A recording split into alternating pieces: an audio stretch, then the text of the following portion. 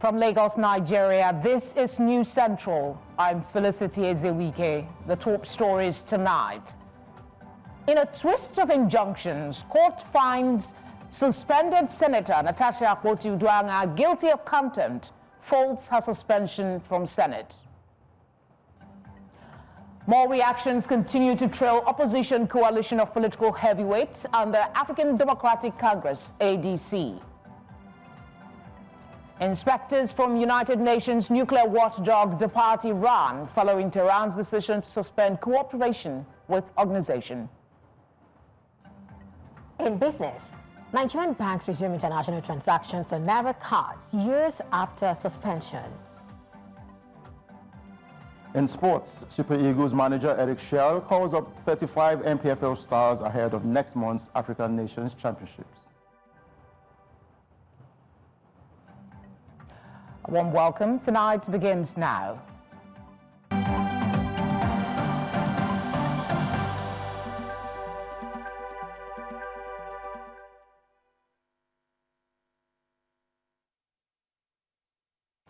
Sincere apologies for starting a little behind schedule.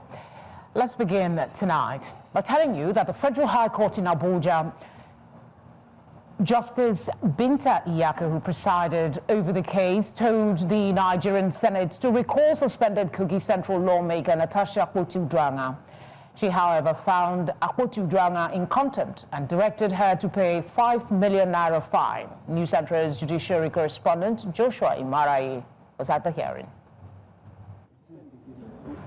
Justice Binta Iyaka of the Federal High Court in Abuja has delivered judgment in the case filed by Senator Natasha Akpoti-Uduaghan, who challenged her 6-month suspension from the Nigerian Senate. While delivering the judgment, Justice Iyaka said the Senate can, and I believe should, recall the senator and allow her continue representing the people who sent her there. The judge also found Akpoti-Uduaghan in contempt of court for publishing a satirical apology letter addressed to the Senate President, Godswill Akpabio. She was ordered to pay a 5 million naira fine. Counsel representing the Senate and the Senate President reacted to the ruling after the court session. Speaking to the issue of contempt, the court held that it amounts to civil contempt and that the plaintiff is ordered to pay a fine of 5 million naira, to issue an apology to the court, and to have the said apology also published on the same medium within which the publication that offended the court was done.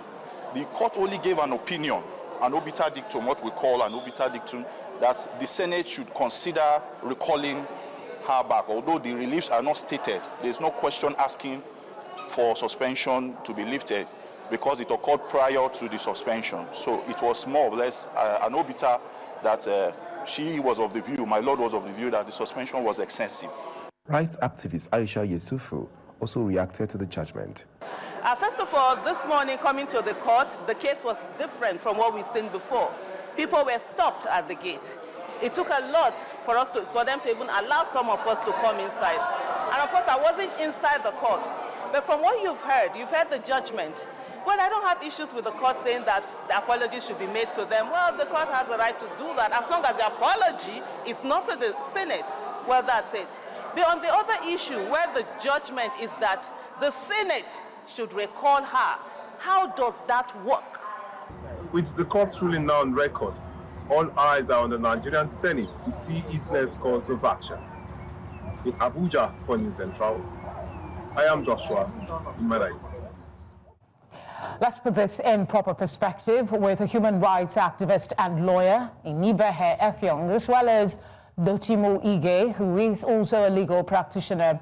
It's a pleasure to have you both on the news tonight. All right, let's start with Inibehe. Thank you again for being here. What are the implications of the court's order to the Senate to lift the suspension on Senator Akpoti-Uduaghan? And will there be any impact on the Senate's disciplinary powers? I think we have to await the certified true copy of the judgment of the court. I'm particularly interested in seeing the certified true copy of the judgment to see the extent to which the judge attended to the issues placed before the court. I'm concerned about the comment of the learned senior advocate who represented the Senate, a person who I know, Mr. Daudu SN, who is saying that the order for Natasha's recall was an obiter dictum. That is basically saying, by the way, and not a substantive decision of the court. We will need to see the judgment. However, the law has been clear. The courts have ruled in cases that were filed before now, including the case of Senator Ali Ndume, that Parliament has no power to place order of suspension on members to a point that basically amounts to denying constituents the right to representation. Because if you say such Senator that this Senator Natasha Akpoti-Uduaghan should not be seen within the premises of the Senate for 6 months, it is ridiculous to expect that our constituents in Kogi State who came out to vote for her, who are constitutionally entitled to representation, will be denied the opportunity of having their voices heard in the Senate for 6 months. No matter what the infringement may be within the confines of the National Assembly. To say that you will now deny a member of Parliament that right to represent the person's constituency, for me, is rather unlawful and arbitrary. Now, regarding the aspect of the judgment of the court, that Natasha should offer an apology to the Senate, and that you should also tender and publish that apology on social media for the satirical apology that she posted on social media. Well, again, we have to await the certified true copy of the judgment. I'm also concerned that she's being asked to pay a fine of 5 million for contempt of court. I'm not sure if that is proportionate to the violation. Of course, contempt is a serious matter. But if you're asking her to pay a fine of 5 million naira, the court is also asking her to publish an apology. And now we're even hearing that even the order for a recall is not a substantive order. It's only an obiter, the lawyer has stated. I don't necessarily agree with the lawyer. I'm actually concerned whether justice has been whether this matter has been addressed the way many Nigerians have expected it. But again, we cannot begin to force the judgment without seeing the certified true copy of the judgment. So I'm a bit cautious at this point, but I must put on record that I entirely condemn any attempt to deny parliamentarians the right to represent themselves. If the issue is that she did not sit in the seat assigned to her, you cannot say you are suspending her on that basis. You cannot say that because somebody has decided to speak from a seat other than the one officially assigned to her, therefore you will deny that person the right to be in parliament for which she was elected into for 6 months. So the Senate president took that decision in a very blatant and illegal manner, and I believe that there is no basis to continue to deny Natasha her right to represent her constituents. Anyway, you more than most know that sometimes our expectations run contrary to what the judges tend to present at the end of the day. While we await the certified true copy from the court, as you've mentioned, do you think that if that is the case, the senator is going to do what has been ordered, apologize publicly and to the Senate, or you expect an appeal? My anticipation is that, given the way the lawyer to the Senate spoke, I am seeing that it is possible that both parties may even go to the Court of Appeal.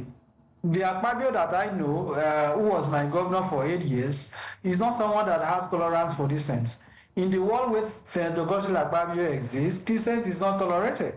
So I know that this has become personal, this has become egoistic, this has become a clash of personalities. It is no longer even about the institution of the Senate. It is now about ego. We are aware that Natasha has also filed a civil lawsuit against the Senate president. Akpabio has also filed corresponding lawsuits against Natasha. So this has not resolved the problem between the both of them.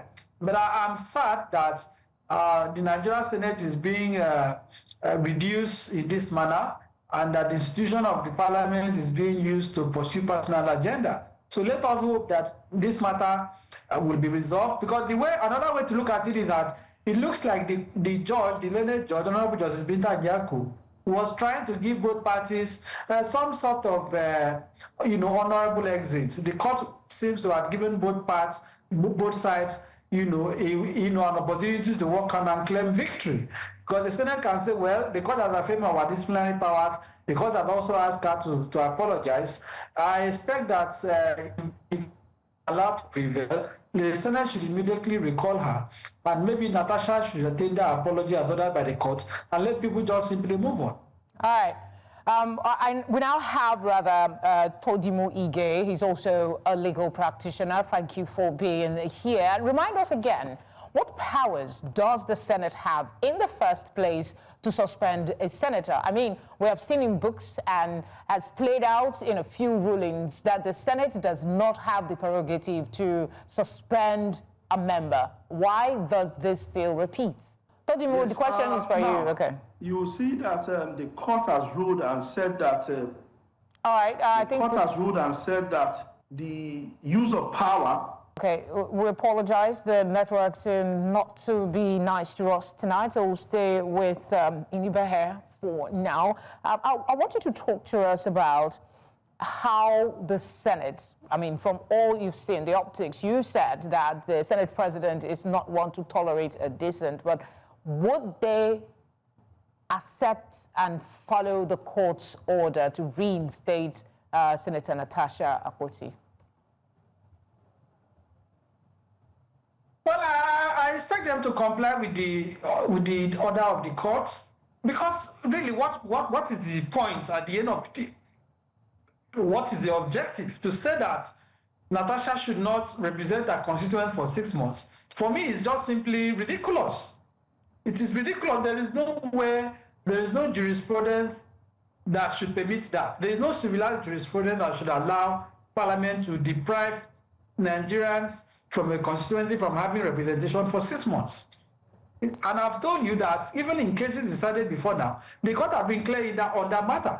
If you look at, as the general judge noted, the standing orders of the Senate and the Legislative Powers and Privileges Act, the court cited Section 14 of that act and chapter 8 of the standing orders of the Senate to say that the duration of the suspension is not specifically prescribed, and that in any event, 6 months is clearly excessive. It contravenes the Constitution, because under the Constitution, the National Assembly both houses have to sit for a minimum of 180 days per year, 181 days per year. So if you are now saying you are suspending someone for 6 months, you are simply saying that you are denying that constituency the constitutional right to representation. And I have said that this was a personal grievance elevated to a parliamentary dispute. The issue between Senator Natasha and Akpabio was basically about her complaint against the person of Senator Gosila Akpabio. But because Akpabio is also the Senate president, he is able to use the instrumentality and the paraphernalia of his office to basically prosecute his case in this matter. All right. So this has to be resolved quickly. Senator Natasha should be allowed to resume her parliamentary function by Monday. Okay, there's just this question I really would want clarity, and not to put you on the spot, but the judge in the ruling faulted provisions of Chapter 8 of the Senate Standing Rules, as well as Section 14 of the Legislative House's Powers and Privileges Act, declaring both to be overreaching. What does this rule say? I don't know if you can, if you have that at the tip of your hands, really. Well, it basically gives the Senate disciplinary powers over its members. There is no dispute about the fact that parliamentarians can misbehave. I mean, in all jurisdictions, in the U.S., for example, they have what they call censure, where if a parliamentarian does something that is unparliamentary, they can bring a motion before the Congress, before the House of Reps or the United States Senate, to censure that person, to basically reprimand that member. So all parliaments across the globe, whether presidential system or parliamentary system, Parliament always has certain powers over its members in terms of discipline. The problem with those provisions is that, and this case, and even the ones before it, is that they are now invoking the extreme measure of suspension, and not only to suspend the member, but to suspend the member for almost an indefinite period, or for a period that is clearly excessive and unreasonable, as we have seen in the case of Natasha. To say that you want to deprive her of oath of office, right, of a certificate of return, and the vote cast for her for 6 months is unacceptable. So those provisions conflict with the provisions of the Constitution that gives Nigerians, and particularly Nigerians from Kogi State who voted for Senator Natasha, the right to representation, the right to vote and be voted for. Because if you have the right to vote and your vote is tallied and declared, and the person is declared on account of that vote, you are saying that you are sending someone to represent you. Okay. Thank you so much for speaking with us. We do appreciate your time with us, as always, especially tonight. Thanks again. Thank you for having me. My pleasure speaking with you. Tonight returns after this very short break. Do stay with us.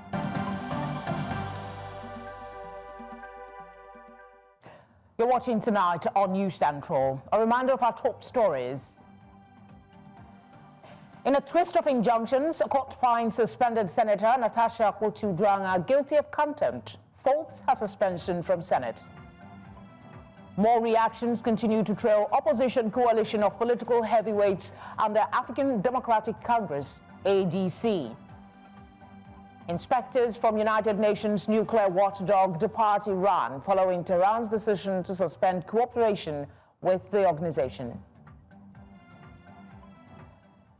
Here in Nigeria, the Medical Association, NMA, has expressed concern over plan by the federal government to deploy Nigerian doctors and other healthcare professionals to St. Lucia and other Caribbean nations under a new technical manpower assistance agreement.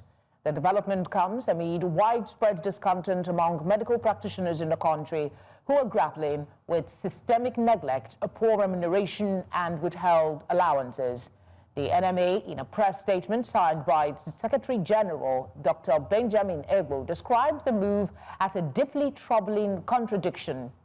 According to the statement, while St. Lucia pays its highest-earning doctors 131.7 million naira per annum, Nigerian doctors deployed to St. Lucia under the TMA agreement receive 40.8 million naira annually from the Nigerian government, whereas doctors serving within Nigeria earn an average of only 11.9 million naira per annum. Meanwhile, in a recent development, the Lagos State branch of the NMA on Friday rejected the federal government's proposed salary structure for medical doctors, describing it as unjust and capable of further destabilizing Nigeria's healthcare system. Let's get some inside knowledge to the concerns these doctors have. We have now Dr. Anyekan Peter, an associate professor of anatomy, University of Uyo, who is also chairman of Nigerian Medical Association, Akwa-Ibom State Chapter. It is a pleasure to have you on the news tonight. The faulting of the decision by the federal government is being described by the NMA as inexcusable, given the deteriorating working conditions and neglect of medical professionals at home. For someone in the know, explain to us the reason behind these seeming harsh words. Thank you for having me. Okay, did you get my question? Can I go ahead? Yes, please, go ahead. Did you get my question? I got you. Okay, sir. Okay. Good evening, and good evening, Nigerians.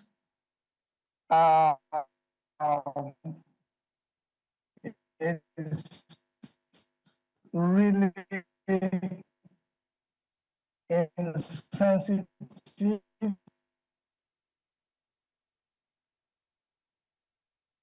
Okay, it's looking like the network does not want us to have these conversations tonight. We will try to reconnect with the doctor, hoping to get a better reception for your viewing pleasure. In the meantime, let's go ahead and tell you that the African Democratic Congress 2023 presidential candidate, Dumebi Kachikwu, has said the faction of the party led by former Senate President David Mark was deliberately structured to produce former Vice President Akpoti-Uduaghan as the 2027 presidential flag bearer. Speaking to journalists in Abuja, Kachikwu said the group told him during their meeting that their main interest was to reclaim power.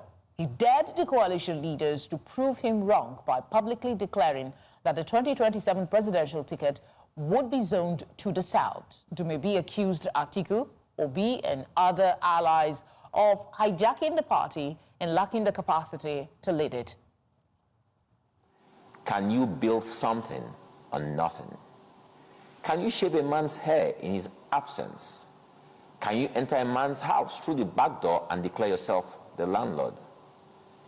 These yesterday's men who represent a bad chapter in Nigeria's past have bought bad markets from a man who represents a bad chapter in ADC's past. Nigerians have watched in amazement as this group of mostly geriatrics shopped around for a party to prosecute their chopping must continue ambition. This further cements the opinion most hold that political parties in Nigeria stand for nothing and will fall for anything. They have told us that they are fighting for the rights of ordinary Nigerians and that they are on a rescue mission. But what is in a related development, the All Progressive Congress has dismissed the newly adopted African Democratic Congress ADC platform, describing the 2027 opposition coalition as a group of divisive, self-centered individuals driven by personal grudges. APC National Publicity Secretary Felix Moka made the remarks in a statement on Thursday, saying Nigerians are too discerning to fall for what he called the coalition's misguided agenda. The APC insists that President Bola Tinubu's government is delivering positive change and remains committed to steering the country toward growth and development.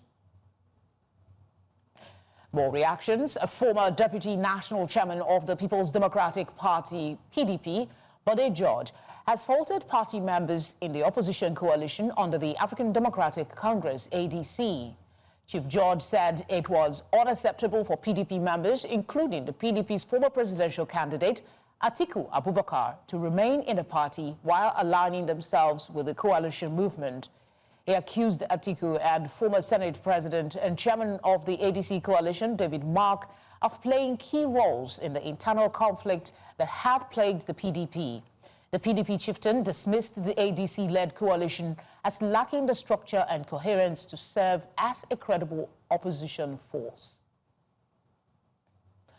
Away from the coalition, the Minister of the Federal Capital Territory, Nyesom Wike, has concluded 16 consecutive days of project commissioning across the 6 area councils of the FCT. The minister says the completed projects are a testament to President Bola Tinubu's renewed hope agenda. Wike also seized the moment to respond to recent political developments, particularly the emergence of a new opposition coalition.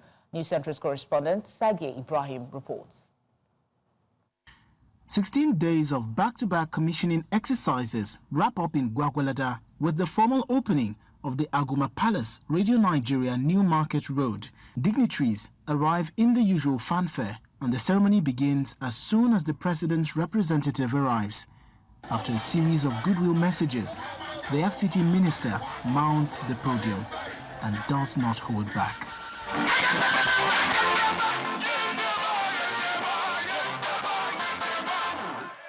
They are angry that Mr. President are coming to commission project. But other people, are you angry? No! This time is what it says, Operation Show Your Score Card. From 1999, I'm in this party. 2006, I'm in this party. 2014, I'm in this party. 2019, I'm in the other party. Now 2025, I'm in another coalition. The boy you born coalition. He emphasized that all contractors engaged were local, in line with the president's push to grow indigenous capacity and stimulate the economy. That is an administration that believes that we must empower, we must encourage our local contractors. Your Excellency, having proven our capacity to you. It is our prayer that you continue to carry us along in carrying out the renewed hope agenda of Mr. President. Vice President Kashim Shettima, who represented the president, highlighted the administration's commitment to delivering projects with direct impact on citizens. What makes this moment even more remarkable is that the projects we are unveiling were not imposed from above. They were nominated by the people of Gwagwalada themselves, and this is the kind of democracy we believe in. The high point of the event was the symbolic ribbon cutting by Vice President Shettima, officially commissioning the road and closing the 16-day commissioning trail. Residents who gathered at the event also had their say. We are just too grateful because he has made Gwagwalada, in fact, he has given Gwagwalada a different face. Market women were appreciating. You cannot pass that road before because of the road is not good. Many women used to fall inside that gutter. Among the commissioned projects were the newly renovated Abuja International Conference Center, bus terminals in Kugbo and Mabushi, the Apo-Wasa Road, the N16 interchange, and connecting roads across multiple districts. In Abuja for News Central, Sagir Ibrahim.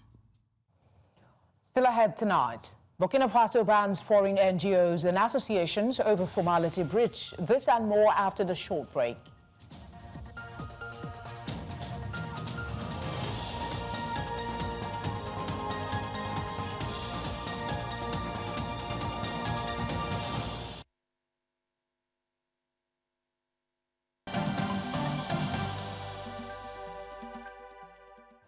Let's go back to our earlier story about the concerns raised by the Nigerian Medical Association over the federal government's plan to deploy Nigerian doctors to St. Lucia. We have Dr. Aniakan Peter. He is an associate professor of Autonomy, University of Uyo. He's also the chairman of the Nigerian Medical Association Akwa Ibom State Chapter. Thank you very much for being here again. Hopefully the network will be nicer to us this time. The decision that has been described as inexcusable given the deteriorating working conditions we have currently at home. Were these words harsh, or do you align with the concerns being raised? What are they?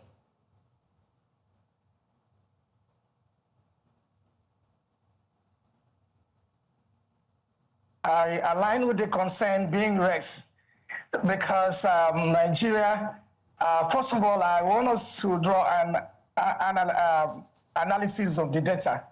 Where is Nigeria today and where is St. Lucian?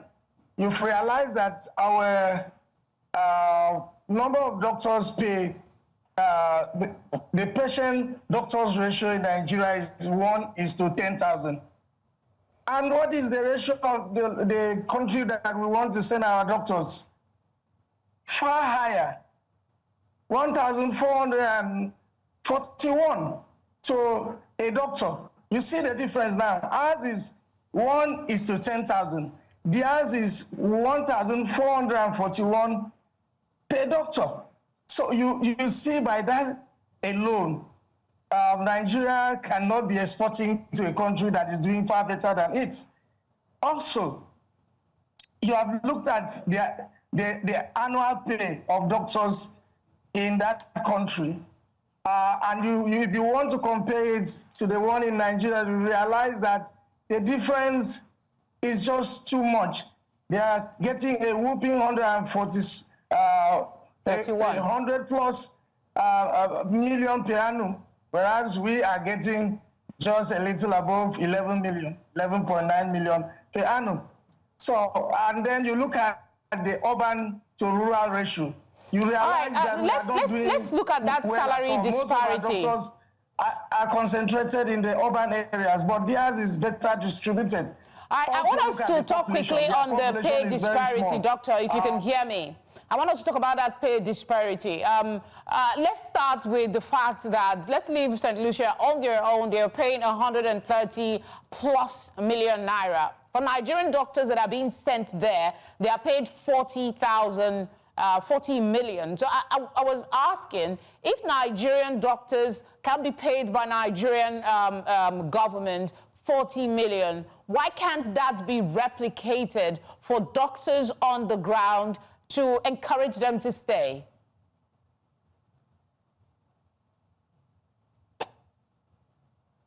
It's unfortunately the attitude of the Nigerian government to Nigerian doctors. The attitude is always very demeaning.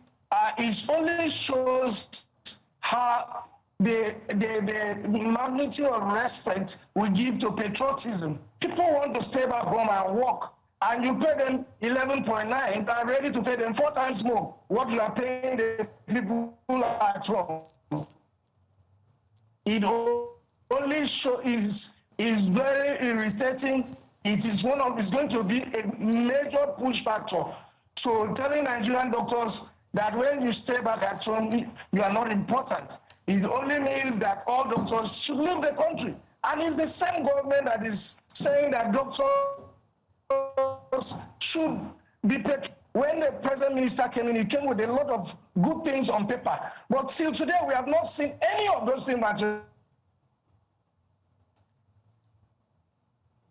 All right, unfortunately, we'll have to interrupt the conversation yet again due to bad network. We apologize sincerely for the breaches the network has caused tonight.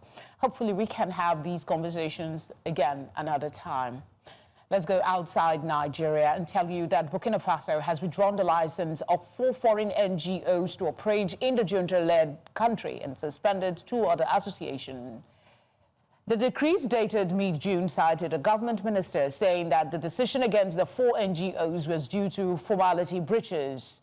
Burkina Faso's military junta, which seized power in a September 2022 coup, has made the return of national sovereignty one of its priorities. Authorities regularly repress dissent, notably within civil society and the media, claiming it as part of battle against jihadist violence. Into one of our headline story, a team of inspectors from the United Nations nuclear watchdog have left Iran. This follows Tehran's decision to suspend cooperation with the organization after the 12-day conflict with Israel and the United States. In a statement posted on X on Friday, the International Atomic Energy Agency said its employees would return to its headquarters in Vienna, Austria. The agency's Director General, Rafael Grossi, stressed the crucial importance of holding talks with Iran to resume its monitoring and verification work as soon as possible. Let's go on a short break, and on the other side, we have business, sports, and entertainment.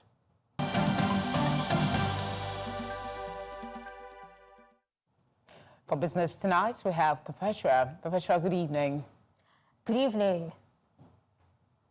All right, well, for today, 2 Nigerian commercial banks have reinstated international transactions on their Naira debit cards. In separate communications to their customers, United Bank for Africa and Wema Bank confirmed the service is now active once again. This update comes nearly 3 years after most banks halted such transactions. UBA, in its announcement, emphasized that the move reflects its ongoing dedication to delivering smoother and improved banking services. Likewise, Wema Bank stated that with the change, customers can now make dollar payments using their Naira cards. The United Kingdom has announced that more than 3,000 Nigerian products, including cocoa and cashew, now qualify for duty-free or reduced tariff access to the UK market. Mark Smithson, Country Director for the UK Department for Business and Trade, announced in a video published by the UK in Nigeria. This initiative falls under the UK's Developing Countries Trading Scheme, DCTS, described as one of the most generous of its kind globally. Smithson also highlighted that the UK has streamlined the export process for Nigerian businesses, easing trade in goods such as textiles, cocoa, and more. And now to the stock markets. The market ended Friday's session flat. However, the all-share index closed the week in positive territory, marking a 6th straight week of gains. This was largely fueled by sustained interest in consumer goods stocks. As a result, month-to-date and year-to-date returns stood at 0.8% and 0.6% respectively. Now let's take a look at a snapshot for Friday's trading activities. Well, it's marginally up 1 basis point, 0.01. That's flattish if you ask me. And now for the all-share index, it's 120,989.66. And for the market capitalization, still maintaining the 76 trillion naira mark, 76.339 trillion naira. You can see 76.34 trillion naira. Now to sectoral performance. Sectors posted mixed performance as banks and industries lagged, while insurance and oil stocks lifted overall sentiment. Now taking a look at this, you can see the banking stock is down 13 basis points, insurance up 133 basis points, oil and gas is also up 80 basis points, you've got consumer goods also up 24 basis points, and then you've got industrial goods down 93 basis points. And looking ahead, investors will likely keep adjusting their portfolios for the upcoming half-year earnings season. Talk about dividends, with trading expected to be driven by continued portfolio adjustments and rebalancing. But that's a wrap on business tonight. Thank you for watching. I am Perpetua Fasome Peter. Tonight continues with Felicity.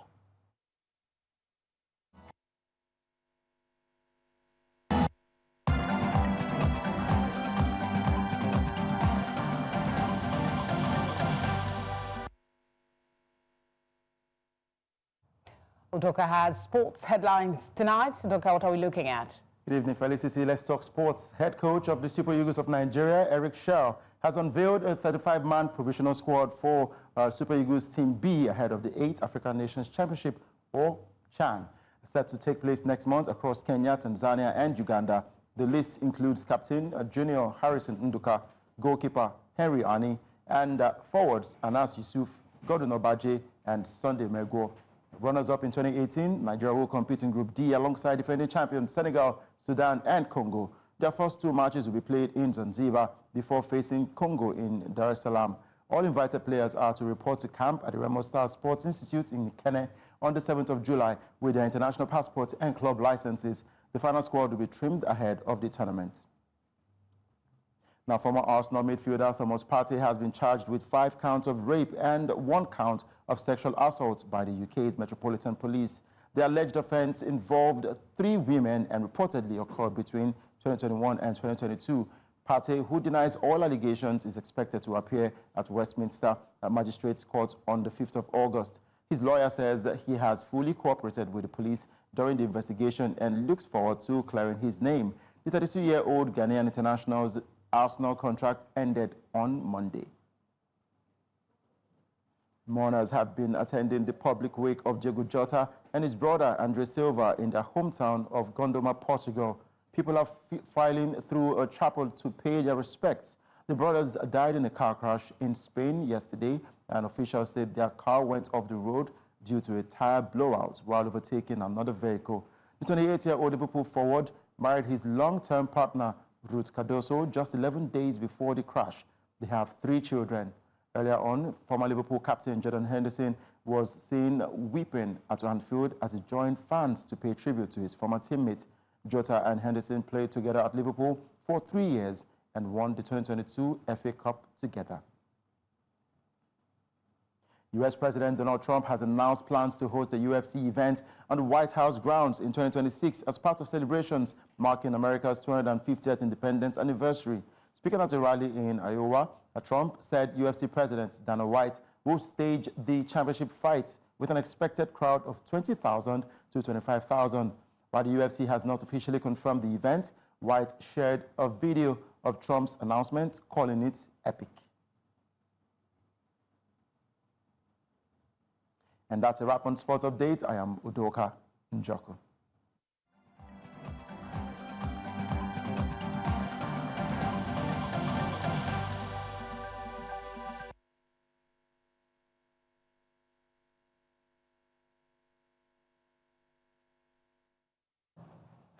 I have it. They were joining now for entertainment story. Arya Star. Yes. You know, every time I come on the show and I have a smile on my face, you know I know what to expect. You know what to expect. Something good, something great. Arya Star is making Nigeria proud. Yes, she just got gold certification in Canada.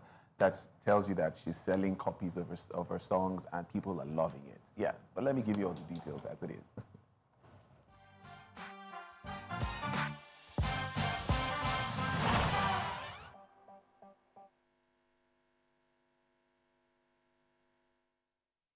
Talking about Arya Star, she's making serious power moves on the global stage. As I said that, she just scored her 2nd gold certification in Canada as Commerce crosses 40,000 units sold, confirmed by Music Canada. This new plaque adds to her growing list of international accolades. Ira is known for her signature Afrofusion sound and soulful vocals. She is, redefining what it means to be a young Nigerian star with global appeal. From topping charts across Africa to breaking into major markets in North America and Europe, with commerce following it in the footsteps of her other hits, Ira Star is cementing her place among the elite names taking Afrobeats worldwide. Yes, we're celebrating Ira Star for that one as well. Now, let's talk about Afrobeats here, because a Ghanaian artist, Amare, isn't holding back when it comes to Afrobeats. What did she say? In a bold interview with Madam Joyce, the singer challenged the genre's biggest stars to stop playing it safe. She argued that Afrobeats, despite its global dominance, is becoming creatively stagnant. Artists have made so much money from a certain type of sound, they are afraid to step out of the boundaries, she said. Now, Amare called on African artists to shake things up and embrace experimentation, warning that without innovation, the genre risks fading into repetition. Her unfiltered take has lit a fire under fans and insiders alike, reigniting conversations about whether Afrobeats is evolving or just cashing in on what already exists. So, Felicity, what do you think about Afrobeats? First off, you cash off on what is selling. It's what's selling, Abi? And then you improve on it. But I wouldn't say, she's entitled to her opinion, but yes. From looking at things from where I stand, from the enjoyment I get from the music, I don't believe there's any stalling or whatever going on. So which means we're actually growing. We are growing. Unapologetically. Yes, yeah. Yes. Well, thank you for that. Well, that's all we have on entertainment tonight, by the way.